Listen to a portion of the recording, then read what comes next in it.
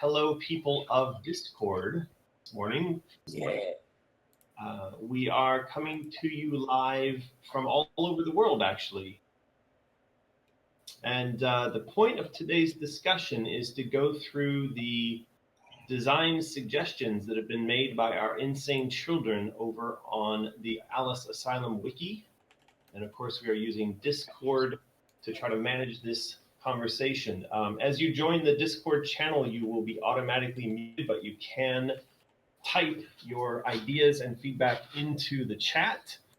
And if we deem that your idea or feedback is worth further discussion or ridicule or whatnot, then we will unmute you and you will be able to chat with us directly. There is a group of mods here who have helped set this up, so maybe those guys could just say a quick hello.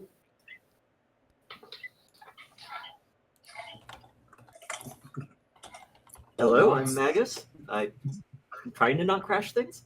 Oh, there it is. Hello. Just Yeah. keeping an eye on the writing on the walls page, letting us know if anything awesome pops up or slips past or whatnot. Right. First off, I just wanted to mention that there are some kind of basic guidelines as far as like what we allow into the game, the Alice games. And I've mentioned this before, but like first and foremost is we try to keep things historically accurate in the sense that even though Wonderland is populated by her crazy imaginings and it can be quite magical and fantastical and surreal and unreal, I've always tried to have those imaginings be grounded in a reality that would be something we could expect Alice to have been exposed to as a child, right? So there were people who asked, for instance, well, why would you put a bunch of Asian, Japanese, and Chinese assets into Wonderland? Alice was a little girl growing up in London, and the answer was, if you went and read the news of the day, you actually would find that the Londoners and the British had a particular fascination with Asian culture, and the Japanese and the Chinese often featured quite large in the headlines of the news of the day. So we could make the reasonable assumption that Alice would have had conscious and perhaps subconscious kind of Asian influence in her thinking of art or history or locations, and therefore, putting those types of things into London or into Wonderland was fair game. So as we go through these ideas, that would be one of the first things that we would want to keep in mind.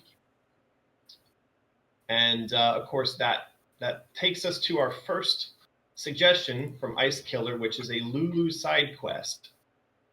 And so I'll maybe open that up to you guys first, just on your general thoughts as to having a Lulu side quest, but keeping in mind that my concern would be, first of all, Boston Terriers.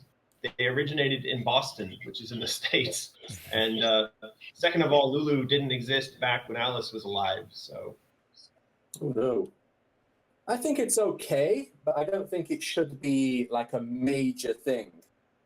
I think it's okay to have Lulu as an Easter egg. There's like a dog on the side of the street or whatever, but playing a major part in something you have to play and pay attention to might be a step too far, in my opinion.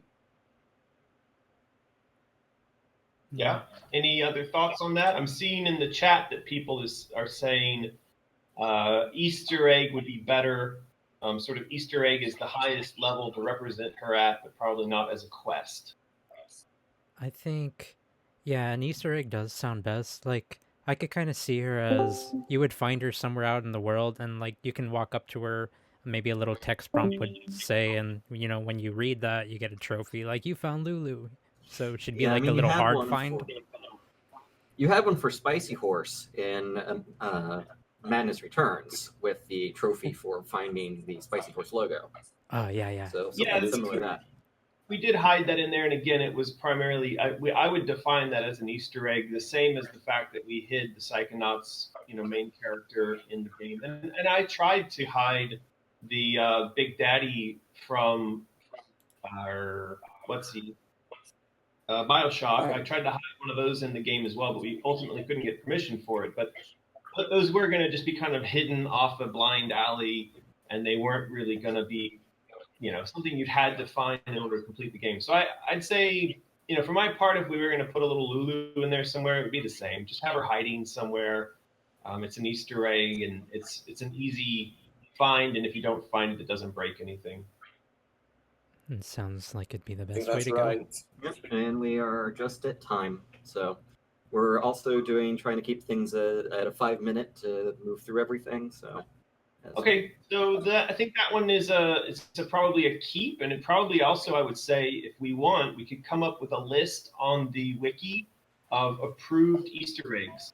And I also want to say that this is an interesting topic in that when we finalize the game and we're gonna hand over the game to EA, they actually make me as an individual sign a document assigning a certain amount of liability to the company for Easter eggs. And they want a list of all the Easter eggs in the game, and we have to sign and swear that that's it, right? And the reason is they don't want anything politically controversial or offensive being hidden in the game. And they want to have a document that says they can sue you or otherwise punish you if you fail to mention an Easter egg. So to this point, we could have a particular list on the wiki that is the list of Easter eggs. And this could be the first one is a Lulu Easter egg. All right. on that right I now. always thought that was particularly cruel. You never know when like a sneaky programmer's going to want to put something of their own in there that you didn't know about. And that seems like a very harsh rule, but I understand why they have to do that. Yeah, well, it is quite harsh. And when I was made to sign that document last time around, I went to every person in the company and said, please understand that I'm about to sign this document, which assigns liability for any Easter eggs back to us and to me. And, if you've hidden something, you need to say it now. And I think actually something did pop up. I think someone said, oh, yeah, I hid my initials in one of the levels in one of the walls or something like that. That was it. Right. Yeah. Sneaky. Yep. Okay. On to point or suggestion number 2. This apparently comes from me. Why is my suggestion in here? This was a collection of basically everything that's gone up, so Go for it. Okay. Apparently, I suggested a Cheshire Cat as helper and companion. I thought that was already just the thing. the thing is, I think you went over kind of as the boy in Gods of War of having him more as a person that you interacted with, more like they had in American McGee's Alice, where you could summon him. Well, I think where we are now, and I think this would be good to sort of write this down as long as we all agree on it, is I like the idea of the Cheshire Cat remaining that sort of like aloof asshole who, he could help you, but he doesn't really want to. And most of the advice he gives you is kind of oblique. It's not really transparent. Like you'd have to kind of think around it a bit to understand it, right? I think we all like the cat as that in that role. Is that right? Yes, though I do wish he'd be just like a little more cooperative in some way, even just small, like helping you for a tiny bit. I think the enigma is what makes him interesting. True. So, Well, I think that's why the second point, or this third point, but the second point in this conversation, White Rabbit as a helper and a guide, that I think is somewhere where we can have the rabbits being more helpful than the Cheshire Cat. And in fact, I think we've mentioned the idea that the cat would sort of ridicule the rabbit for taking the rabbit's advice. So, what I'd like us to do is consider the idea that the rabbit is a bit more of a sort of chatty companion, more of a guide, and that the Cheshire Cat is just there as always, sort of spouting off his, oblique philosophical nonsense. But the rabbit is actually holding her hand and guiding her, and sometimes going in her place ahead of her and things like that.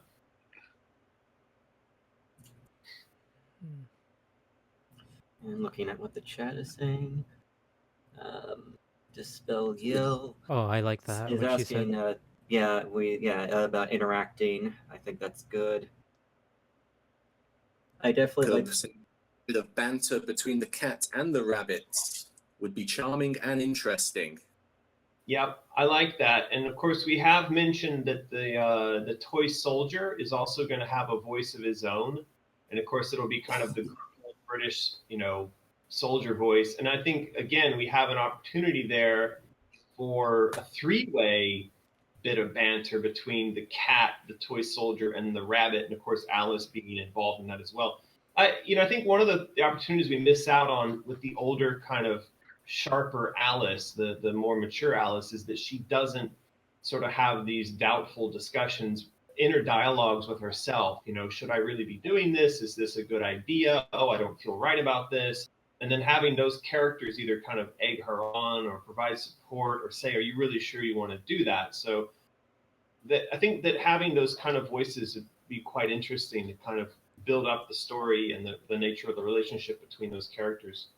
I'd love that. I think it'd be funny to have them banter, as like kind of like the good side, and the one whimsical is like, you should do this. No, you shouldn't. Yeah. And that could tie into Dark Alice actually as well, or Shadow Alice.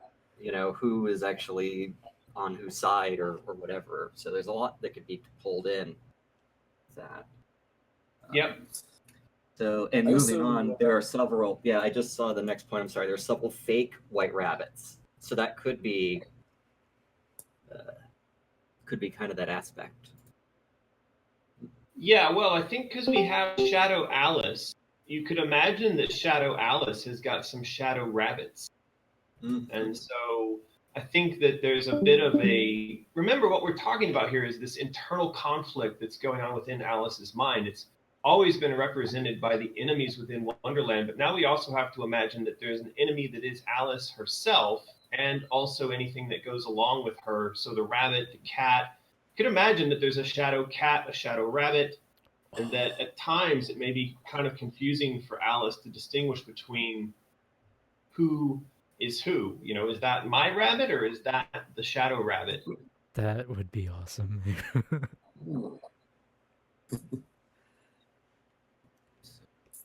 Yeah, okay, more characters for more banter was quite good.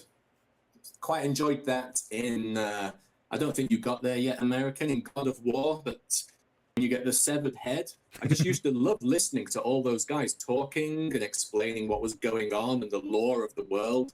Actually, that also reminds me, sorry, Mark. Banter is more banter. There's a thing in Dishonored actually with the heart that people will listen to the heart the entire time. And so that also is a thing. Like, people like that banter, people like that lore, and it's an aspect of building lore with that. Yep. Yeah. That sounds good to me.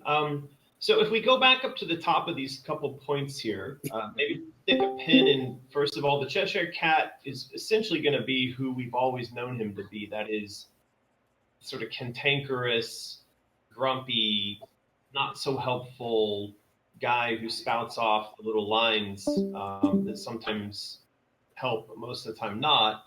And then we have the White Rabbit. I mean, if we write up his page as someone that literally holds her hand at times, I'm also thinking that perhaps he's used in some instances to help solve puzzles. So, he's sat somewhere or stood somewhere on a switch, sort of the way we had with the clock bomb in Madness Returns, and then can come running back to her, jumping back to her when a puzzle's finished. So I think sort of specking him out with a bit more detail around personality and potential mechanics would be good. I do like the sound of Also, Elm Street heckles you constantly. that.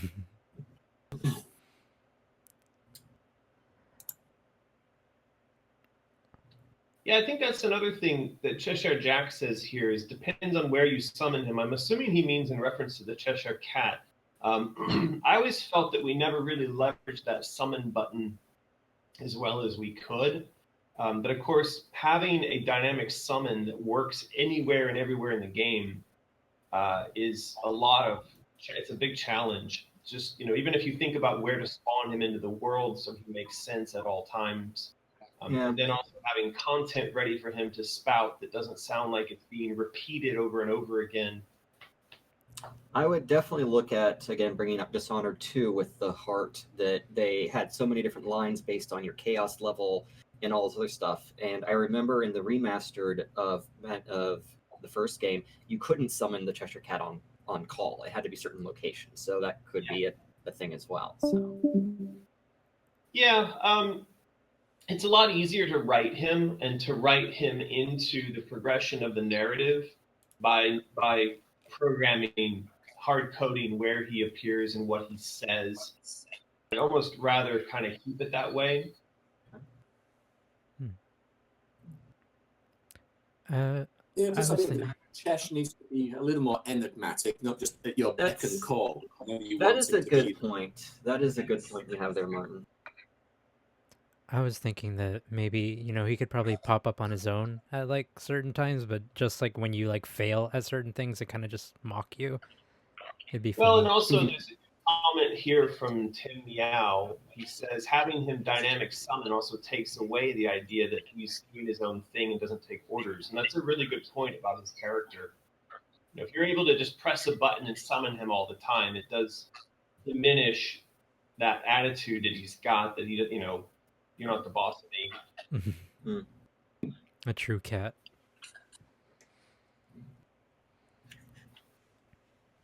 Okay, I think we've got enough detail on these things, though, to kind of fill in these pages with some of these ideas, yeah? Yeah, been keeping track of things, so. Okay, and then I think having a note on the rabbit page and on the Cheshire Cat page of sort of like Shadow Rabbit and Shadow Alice, just as concepts to explore in the future.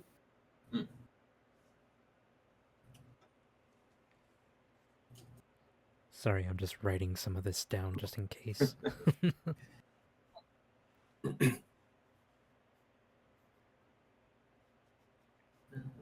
me see. Oh, so it's kind of Carol saying inappropriate. Is that the one?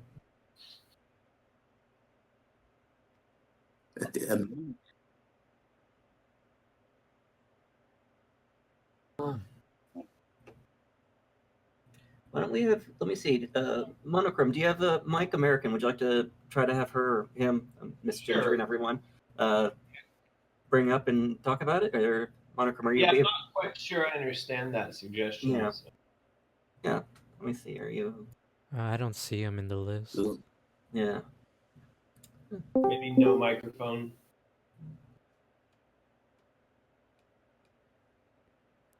We shall see. All right. Well, let's just move on. Yeah. Okay. Let's move on then. So the next one, number 6, is just saying different art and music style for each stage. Is that? That was Anybody- again. That was we write things down sometimes that are just brought up. So Yeah. I think that's I think the biggest point is you wanted to bring home that the more art, the more stuff, the more budget, the longer it takes in trying to keep it, within reason. So that's, I think, Right. the concept there. Okay. Well, I mean, I think that's just a kind of general point. We could probably, say, yeah, okay. There's not really any place to put that in a design document. Yeah, there will be. Okay, so number 7 is AJ the Prismatic Dragon says Alice collects an old-time wooden cabinet tube radio, which would have different stations of music playing, different styles of music, and Hatter's Workshop plays heavy metal. So I don't recall, I mean, is there such thing as a Victorian era radio? I don't think No, but there radios might be a existed at the Victrola. time. Radio. Say again? Quick Google. But yeah, I mean, this feels like one of those things that's a bit out of time, especially having Nettle playing anything like that. I think for sure it's easy enough to say that since the radio was invented in 1847, there wouldn't have been radio stations playing music on that day. It's not like they invented the radio and turned it on, and then lo and behold, there were a bunch of radio stations broadcasting, right? What I'm I wondering is, think though, that suggestion is a little out of time. yeah, that's where, as Yeah. you said, it has to speak with period. Blah. Yeah, so I don't think that's going to work. If we were going to do something like that, I mean, as far as having the ability to, say, tune in music, I can imagine, because we've talked about before the idea that little Alice is like humming or whistling. And, if we really wanted to do something like this, we could have it where you have the ability to choose her, say, humming or whistling a fairly well-known classical piece from that era, say like Saint-Saëns or the Dance Macabre, and as she begins to hum it, then it leads into a larger orchestral presentation of that song, and so it's like her imagination is powering the playing of the larger bit of music. That would solve that problem, but I don't know that we actually want that for the game, because then it also takes away our ability to score and dictate what music is playing at any time. I think There could be like magical music boxes that gets around the fact that there's no radio stations. Ooh, that'd be Yeah, really I do cute. like the as you said, her whistling to herself, because also it goes back to the idle animations that you had in the first game as well. So I think that you can have one for each stage, and then after you pass a stage, you can always like go into the help menu and select it or change it after you beat the game as an Easter egg or something. Right. That ability. So have it where this stage is, as they said, metal. So she's doing a whistling a metallic sound, not metallic sound, but something darker. She's in a happier place, or what mood she's in. I think that works well. It'd be really Yeah, nice the to actual that. Yeah, I'm seeing. if her voice was kind of like, well, yeah, her singing voice would be matching that tone for the music. So most times when she'd be scared, there'd be like crackling in her humming, and such. Yeah. I mean, I think this idea, I don't know where we came up with it, but of her, I think it was on one of the YouTube streams, and I think someone mentioned it. I really love it, that she could be humming or whistling nervously as she enters into areas that are kind of scary or spooky. And then, the rest of the time, maybe we've got a proper score playing, as she's exploring and there's dramatic scenes unfolding. But we could still press a button or pull up a menu that like lets her decide what to hum or whistle at that moment. Could be kind of interesting. Well, that's like a Black Flag, right? In Assassin's Creed 4, where you can choose your sea shanties, your sea Yeah. shanties. Yep, exactly. Um, Okay. So why don't we? That was AJ's idea, but I think what we're going to do is we can write up a page related to kind of Alice's personal music, which would be humming, whistling, and I also think we heard the concept of collecting or having little music boxes, and I think that idea is also worth further exploration. I mean, they do have it where, I don't know when it was made, but you can actually, the old style music box that is like the prongs, you put it in, you take it out. We'd have to look at that. So Yeah, that kind of thing could be really interesting, because like I like the idea of musical presentation as a key to a lock. So she's got to go collect the little wheel that sits in the prongs and makes the plunky noises. And so maybe until you've got like the Twinkle Twinkle Little Star reel to play at the right door, it doesn't open, that kind of thing. Yeah. it's a musical lock, just as long as Charlie doesn't show up. Yeah. Okay. Anything anybody else thinks we should add to that point on music and Anyone in humming? the chat with music ideas or I think, yeah, what you said sounds really nice. Like maybe you could find the initial item, the music box, but around the world you would find the actual little note parts, so that way you get new songs each time. Yep. Well, I think the other thing, like maybe we just have a whole collection of music boxes, because you could imagine that the music box itself, every one of them has got like a nice, beautiful exterior design to it, right? So like the Twinkle Twinkle Little Star music box has got like stars and a moon and on that.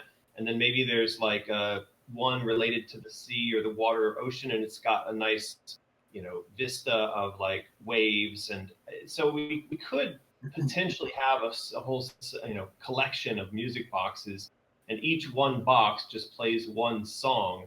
And maybe that one song is useful for opening a door or a area within the game. Oh, I like that. Sounds kind of like Zelda-ish when you play songs and certain things happen. Right.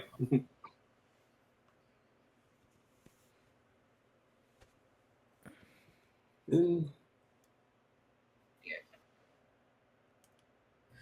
And I'm looking at the music box on Wikipedia. There's a lot you can do with the design concepts of like the visual styles of them.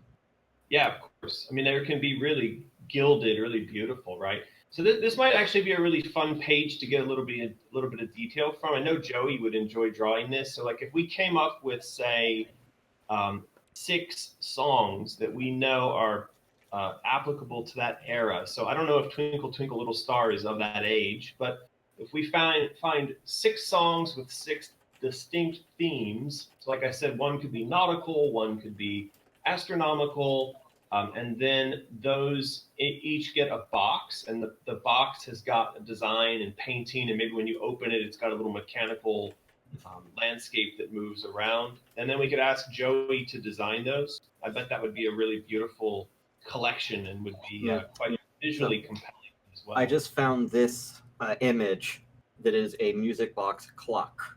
Wow. So I figured that out. So I think we could definitely play with a lot of the stuff. The music box.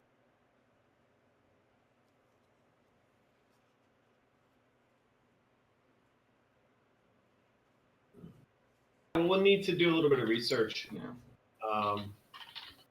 But I think having like actual proper little wooden boxes that have got nice designs, drawn in and out on them can be really nice. Like here's one. I hate Windows trying to protect me from touching images. Like something like that, as a box. If you could imagine like boxes like that, and then every one of them, has a different theme on it. Here's one with a boat on it. That'd be great, like a steamboat.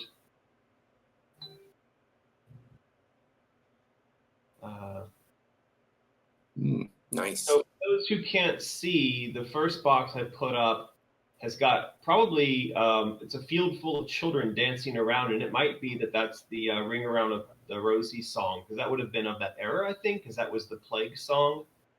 And then the second one has got an image of a steamer, like a steamship, again, probably of that era, and of course would fit really well with anything that was sort of a nautical area.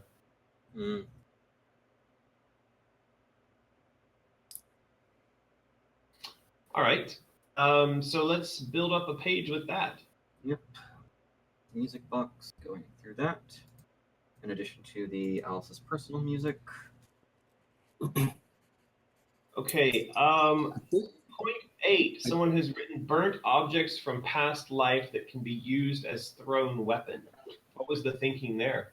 That was just, I think, brought up. I think it was just something that was put down. Again, some of these are really old. But it was kind of trying to bridge past objects, I think, was the concept of getting the previous things of her past life kind of invoked into Wonderland. I don't know exactly. Do you remember more about that? I do not. I wish AJ wouldn't have left so early so he can elaborate on that.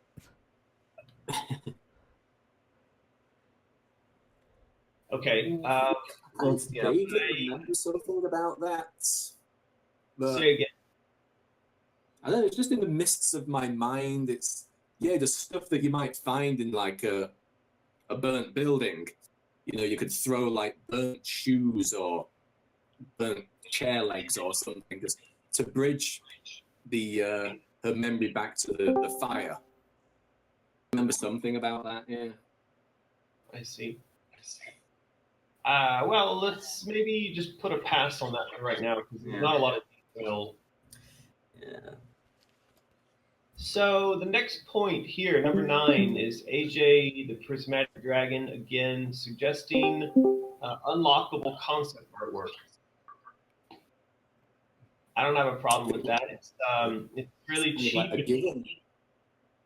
It's very cheap and easy to implement stuff like that. And of course, we have tons of concept art. That might be that what we would propose is that in the game is a kind of art of the game, like an art gallery section. I really do like in-game art galleries. Like again, going back to other games like Soul Calibur 6 right now has a great collection of art galleries, things like that allow you to see like the inner workings. Yeah, I really wish other games had that. So that's cool. I mean, the art of books for like Madness Returns, those sell really well. Like they're in massive demand globally. So having something that kind of emulates that presentation but putting it in game would be really nice. And I think this time around, we'll have people who are doing sort of the book mock-ups way before the game is finished, and so it wouldn't be hard to kind of have, maybe we sort of present a portion of the art book but inside the game. yeah, the Octo Chicken said something about 3D model viewer would also be interesting or good to see. Yeah, I'm trying to remember what game I worked on that we did that. I remember there being occasional kind of issues with that, but it certainly can be added in as a wish list item, and we can try to make it work. American, I wanted to point out, never let me know that Monochrome is now in the chat, so if you still wanted to talk with them on voice so they can elaborate on their earlier idea. Yeah, that's they fine. said they didn't have a mic. I'm not sure. Maybe that could be verified. Okay, yeah, Well, let's ask that. I mean, I like this comment here from Jim of the Mountain, which is, let us look at the dresses up close and spin Alice around. I know the cosplayers would love that, right? That they'd be able to go in there. Oh, yeah. Zoom in on every little detail and every little stitch, so that if they want to copy the designs, it makes it really easy for them to do. Monochrome Yeah, said they do have a microphone. Oh, yes. All right, so let's see. If Monochrome feels like they have something really worth sort of talking about on that idea, then let's join in on the chat there. It's going back to the looking at the cat mini game, because she had some really good ideas about that. So all right, I'll go ahead and unmute them. Hello. Hello? Hello? Monochrome. Hey, so my idea was like, whenever I think of like the Cheshire Cat, I always think of like the image of like sitting upside down in a tree, right? And I was like, how cool would it be if the cat was like hiding in the map everywhere, and like there could be a collection game of just like maybe F on the keyboard would like focus on the cat, and then like if you hold it and look at it, it will like be like, oh yeah, you found that one, and have like a collection game of cats hiding in the maps. Would be cool. Right. That's sort of like how we had the snouts hiding in the previous game, but it actually would make more sense thematically to have the cat hiding around all over the place than, say, pig snouts, right? Are you talking about Madness Returns? Because I actually didn't play that one. Yeah, this is Madness Returns. When you were given the pepper grinder, the Duchess then said, to keep an eye out for these flying pig snouts, and they gave themselves away, kind of snortled or chortled. But I thought, I found that collection mechanic was fun, but at the same time, like you suggest, the fact that the cat might be lurking around in all of these places, and there for her to find, and maybe the reward for finding him at any point is that he spouts off some sort of little bit of wisdom. Could be quite fun. Yeah, that would be cool. And maybe like if you find all of them, you get like a special dress or something. Could be cool. I like that idea a lot. What does everybody else think about that? I like it. I like exactly. It's mixing the snouts with a character that we know and has a reason to. And chat seems to us chat thinking. They all say it'd be really fun. I like it too. Yeah. A little bit like the Odin's ravens from God of War. You have to find those. I think that was taken to the ridiculous I think that is a generally derided part of God of War because there was just too goddamn many of them. So I think Yeah, it's a good it's- idea. It's a balancing act. If it was subtle, it was a balancing act, yes. Well, thank you very much. Oh, I'm sorry, go ahead. I was just going to say, I mean, this is one of those ideas that works because it naturally fits with what our expectation of that character in the world is, and that's always the best kind of idea. So, yeah, let's get that written down. Okay. Well, thank you very much, Mono. Thanks, y'all. Thanks. All right. So next point was, so we did unlockable concept art, yeah, Yeah. and I think that that's worthy of capturing that idea. Mm-hmm. So now we have collecting skulls instead of teeth as currency to upgrade equipment. I think we're going to have a collection mechanism for sure. I mean, there should be things to collect. Obviously, one of the things we would be collecting is chaos coins. And so the question is, are we collecting skulls and coins and how many things?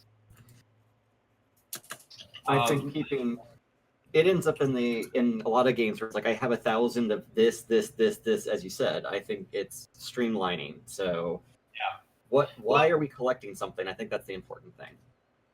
That's a good question. And so here's my honest truth about this part of game design. This is my least favorite part of game design. I like all the story art kind of like design, architecture, connecting together all the meaning, and that's all great. I hate that sort of like collection balancing. But I do know that the guys or girls that design those types of systems, they like having multiple of those types of collectibles, and they like balancing the distribution and then the use of those things. So I'd say let's have a page, and the page can now have on it skulls, teeth, and chaos coins, and then we'll later come back to that and decide sort of where and how those are placed and what they're used to purchase. Good. Okay. Anybody else have any thoughts on that stuff? Any thoughts, eyeballs? I have Jacob in the chat saying skulls seems a little shoehorned in. Teeth, disturbing and creepy. Skulls, not so smooth. Yeah. I see Jacob in the voice channel. Maybe we could ask do you want to? Yeah. him to expand on that. Yeah. Well, the teeth, also keep in mind, teeth were chosen for a very specific reason, and that had to do with the use of teeth in currency going back for millennia, and also this idea of like teeth being linked to psychology. The idea that if you dreamt of teeth falling out, it also had a connotation to like your death. So we actually did find a lot of meaning, reason for using teeth. And I agree, like just straight up skulls might feel a little like too on the nose, you know. Let's unmute. Right. Yep, let's unmute. Jacob. All right, you're unmuted. Hey, so the reason I really liked Teeth was because like it really sort of fit the aesthetic that was going on. There's a lot of heat and stuff like that. I mean, that was really cool. It fit in because you kind of feeling that like the whole world has this sort of like weird teratoma thing going on, and that was good. That really fit in with like kind of the disturbing aspect or the aesthetic that you wanted to throw in with Alice. And I think if we did something like, and I'm kind of gonna go under this like bandwagon. Dark Souls had some good ideas as far as like collectibles like that. Like you had the tongues, like in Dark Souls 3, you can collect tongues. That was disturbing and weird and dark, and it really fit in with this sort of arcane feel that they wanted to give with it. And then they also had another one with like soul dregs. These were like small things that like you can fit into like a pocket. And that was really kind of creepy when Alice was running around with pockets full of teeth. Like whose teeth is it? Even if they're hers, it's like they're pockets full of teeth. Like that's one of the weirdest things you can catch somebody carrying around. So like eyeballs, it's a little squishy. That's weird. Unless they were like very shriveled eyeballs. Something mummified like black or something like that. Dried out eyes. Yeah, like almost like blueberries or something. I'm seeing a lot of people saying glass or mirror fragments, I really marbles. like the idea that it's something like you shouldn't be caught carrying around. Hmm. Like something like teeth. I mean, if something like if you were carrying around and somebody saw you, they'd be like, "What are you doing?" That's the kind of that's really what I liked about the teeth and skulls. It feels a little like overdone. Like everything has skulls on it. Anything gothic or weird or dark has a skull on it, right? Yeah, So I think we agree with that. I also like the idea that she's collecting weird things. I'd rather find her with a pocket full of, say, octopuses than skulls. Tentacles. exactly. Yeah. Yeah, I'm down for that. I think right now the only thing that we're certain she needs to collect are the chaos coins, because if we don't have her collecting those, we're going to get in a lot of trouble. Yeah. But why don't we list of other things? Now, again, when teeth were put in there, it was because teeth have a known psychological kind of link to dreams. Like Jung talked about them. He talked about or Freud also, if you dream about your teeth falling out, it's like dreaming about your impending death. So why don't we find other elements that contain meaningful symbology like that? Well, Alice on Elm Street had a great idea about what about doll eyes? Yeah. Those are definitely creepy. I have a few. Yeah, maybe with like the eyelashes still on them or something. Ooh, I like And that. also, another thing about the collectibles I remember from Madness Returns is you unlocked her past too, because you collected the bottles, you collected the house. There are other things beyond just the teeth to collect. So there was the story content that was tied into that. So, Yeah, sewing and the other needles. thing we should keep in mind is that she is going to be being told to collect elements in the alchemical sense, so gold and lead and these copper and these types of things. Now, the elements could be contained within other objects. It could be that you don't go and just collect gold that's just a blob of gold, but it's maybe gold in the form of golden, I don't know what, a golden bear or a golden mouse, or I mean, it could be shaped into something, but we'd want to have it where it's sort of all hooked up. There's a reason why it's gold, and there's a reason why it's in that particular shape.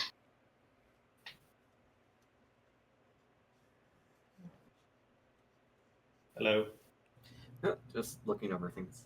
Yeah, I like the idea that the collectibles are symbolic more than just something to pick up. Yep. That really gives a bit of a polish to the whole collecting thing, because not everybody likes collecting things. I remember my playthrough of Madness Returns. I did like the memories, accessing Alice's memories of the bottles and stuff like that, but the whole collecting part of it wasn't super exciting for me. But the fact that I got something organic and interesting and actually contributed to Alice's identity and the feel of the game was really what kept me going and wanting to collect all the bottles. So that was pretty cool. But And like, same thing with the teeth.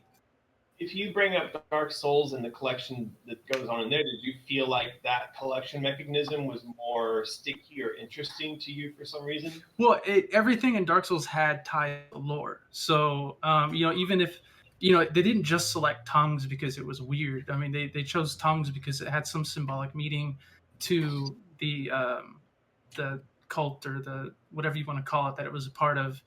The Sunlight Bros had their medallions. Medallion is a regal thing. It's something that it's a reward. And the whole covenant with the sunlight is very noble and helpful. And when you help people, you should be rewarded. Right. But then the other things, like I think it was called the Dark Moon, they're the ones who collect tongues or something like that. One of those. But that covenant their personality is very dark and vengeful and warrior-like. And the tongue fits into that. You cut out somebody's tongue, you own that guy. Right. That sounds good. Well, let's work on the lore that surrounds that stuff. I see somebody also bringing up again the idea of candy, and we did mention that once before. And I really like that. Boxes of candies was good. Yeah, that So- could work because like candy's something small and it's good for Alice. But in the first Alice game, she does remark that she doesn't like sweets, but it could be that maybe she's had too many sweets, and this is her childhood of having too many sweets. Yeah, well, if you spent this first game doing nothing but eating candy all the time, it would make sense that by the third game you're dreaming of your teeth falling out. That is true. Maybe we've just solved it. So any else last things to say before we move on? I'm good. No, thank you very much. Thank you, Jacob. You're welcome. Thanks for Would having me. guys. buttons be a good thing to collect? Buttons. Buttons. Yeah, weren't they like kind of special because you had to be pretty well off to afford shiny buttons in that era?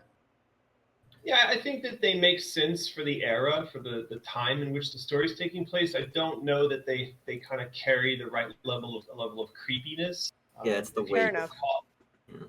If you were Fair caught with a pocket full of buttons, I don't know, So moving on from collectibles to Alice to be put on trial for the death of her family with references from the book about the stolen tarts. What was the sort of the idea behind that? Who's putting her on trial?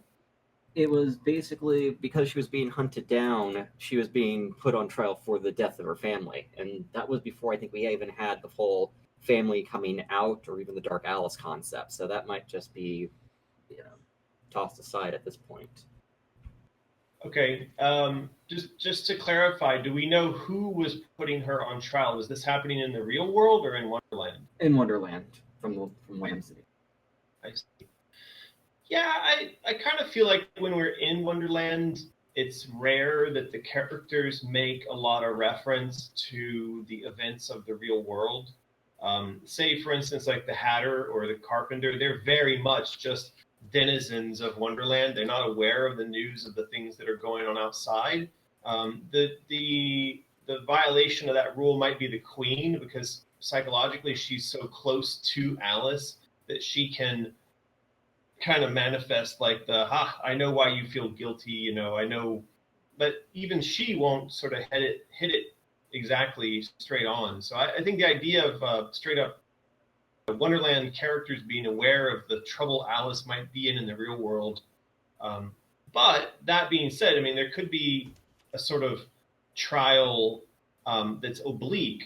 It's we as the audience understand it's in reference to the death of her family, but the Wonderland characters aren't speaking specifically to that topic, if that makes sense.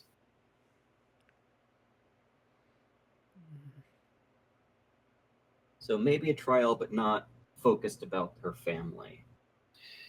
Well, we do already have in the notes that have been written for the narrative so far that after the time she spends in the denial section, she's going to make her way in front of the Queen, and the Queen is essentially going to say, right, you're sentenced to death, off with your head, up to the point where she decides to enlist Alice to go over and essentially bring the Hatter back to her castle. And I mean, this whole thing's unfolding. So there could be like a little mini trial, like a sort of, you're sentenced, off with your head, but we're going to save your sentence until you go and run this errand for us. So I like the idea of like a royal event, a trial, this big, regal, grand, maybe sort of a head fake. It looks like we're here for some big regal event, and then it turns out that it's actually, the Queen saying, right, we're going to chop your head off. Well, kind of like in where, they're going to play croquet, and then it just goes downhill from there. Yeah, kind of like that. Okay, next. Moving on, we have Alice on Elm Street said, have Alice sing nursery rhymes when she is idle. And can select which one is being sung based on items found. We kind of already talked about that. Yes, we need to put that page together of the appropriate nursery rhymes and music box songs and all of that good stuff. I think that also feeds into like idle animations as well and stuff. I think Yeah. probably quite important, just an extra layer of polish, rather than just Yeah. standing there like a statue, humming. Yep, for sure. Okay. So yeah, that's a good one. Elm Street, we like that recommendation, and there will be a page that will come into existence soon, filled up with songs and whatnot. All right, and we have Ice Killer, a non-canon stage filled with jokes and running gags from Patreon, live streams, Discord, etc. Some of the jokes, such as Font Lord, SS Greg's Junk. So,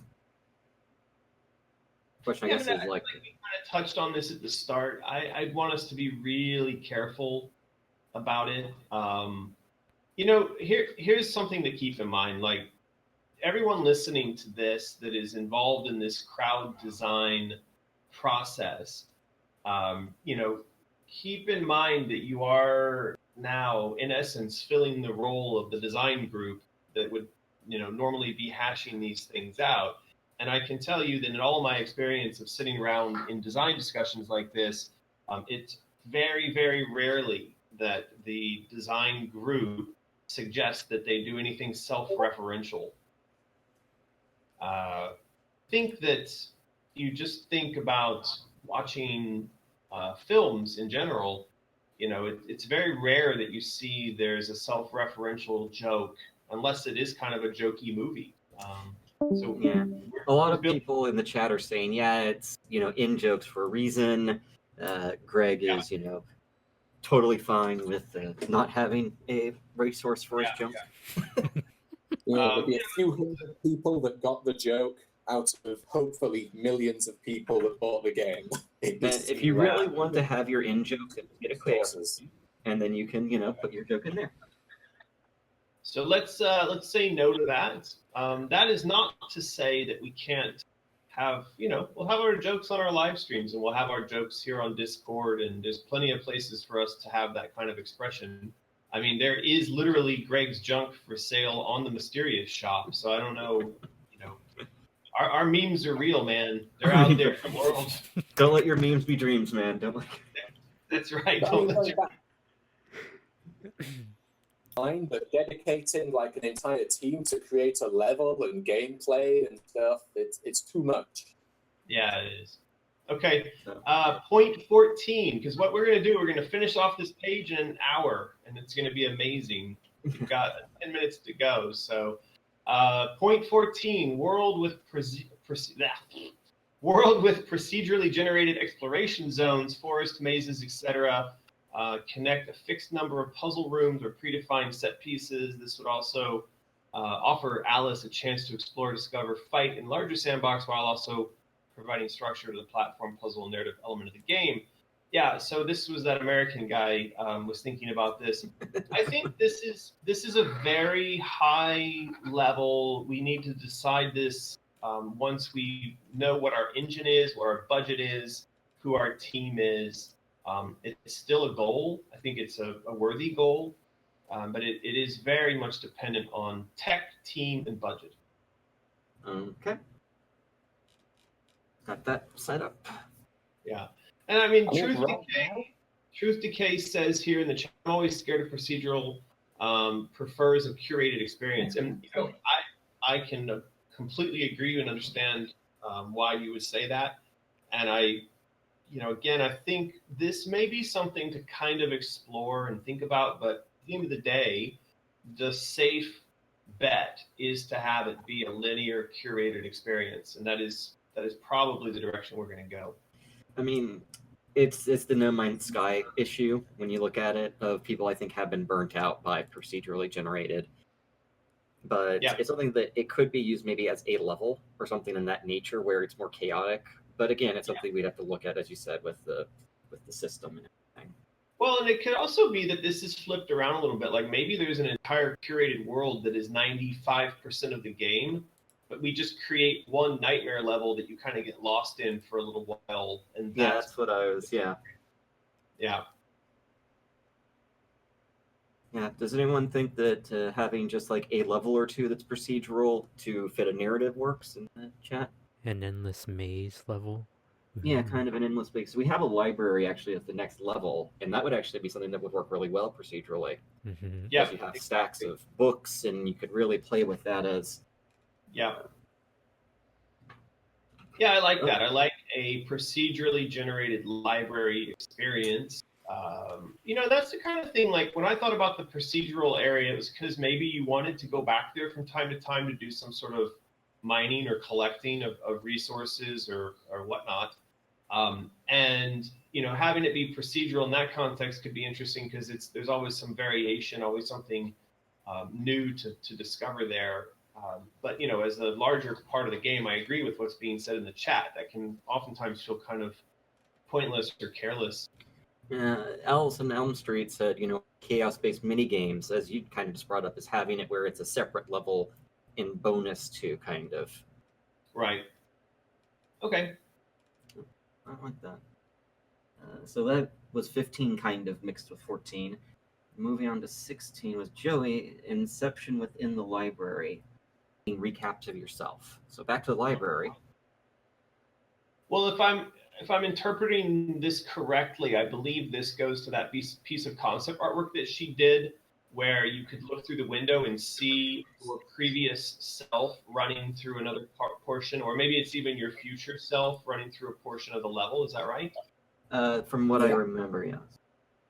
Yeah. So you're right. In Windows, you see a recording of what you did.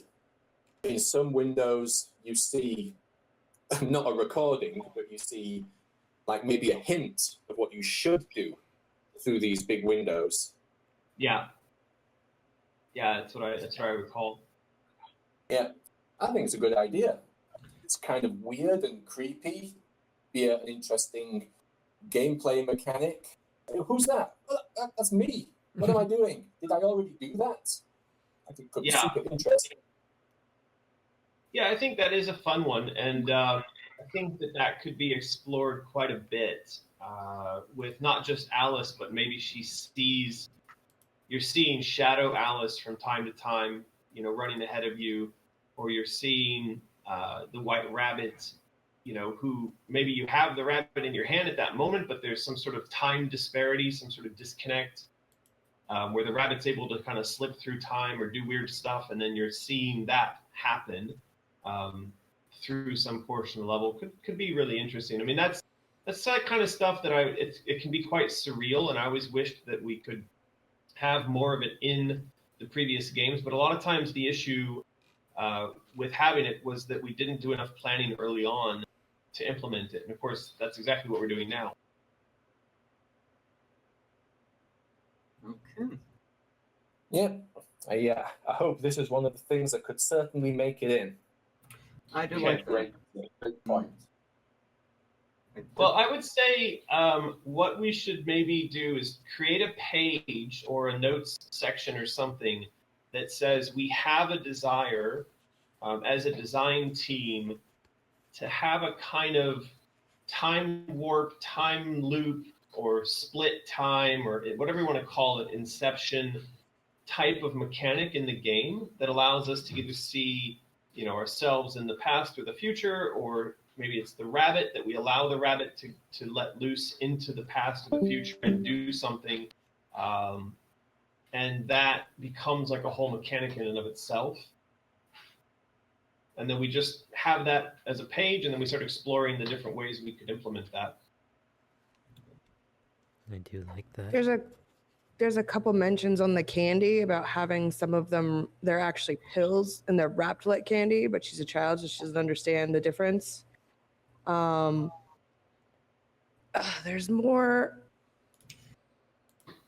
That is brought up on number 20, so we can go. Is that... Yeah, so we can tackle that in a bit, or maybe next time. I do want to mention, just on that note of pills, that I remember in the past, and of course these rules are always changing, but the idea of having a character in a game who smokes or engages in the use of drugs can oftentimes instantly land you an AO rating. Like it means that it's beyond mature, right? Yeah, it's adults only in the ESRB. So, and especially if we were to suggest that a child is taking hallucinogenic drugs, that might also get us in some trouble there. So we want to be careful about that. Yeah, their argument was based on she's in an asylum. She's going to be receiving medications anyway. Still, Yeah, it is there's all kinds of arguments that can make it work. When you put it in front of the ESRB, they don't listen. All they see is like Yeah, kid, right? yeah. So, well. something to think about. It has been an hour. I think it's a good place to stop if it works for you. And we can. How do you think this worked, everyone? I think it worked. Yeah, it's a good just stopping fine. point for me. Yeah. So, chat. Seems like it worked.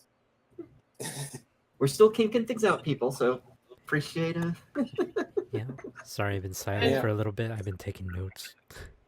So in my experience, this went off exactly like they go off in normal design meetings, which is you do a round table like this, and we all discuss various ideas, and we'll say to each other, let's go off and flesh these things out. And then what's going to happen is that in the fleshing out of everything we discussed today, there will be a branching out. It's a kind of fractal thing where like suddenly you'll get some more ideas. Or like we said, oh, we're going to come up with some of these songs, and then someone's going to discover that there's a song that has some special meaning that then suggests what some of the collectible power-up type items might be, right? So we just keep this going, and that's how you design a game. And you guys did great today.